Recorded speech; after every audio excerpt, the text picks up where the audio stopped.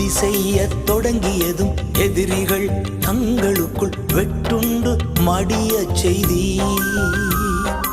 உம்மாலாகும் எல்லாமாகும், உம்மாலாகும் எல்லாமாகும். ஆகாதது எதுவும் இல்லை, உம்மாலாகாதது எதுவும் இல்லை.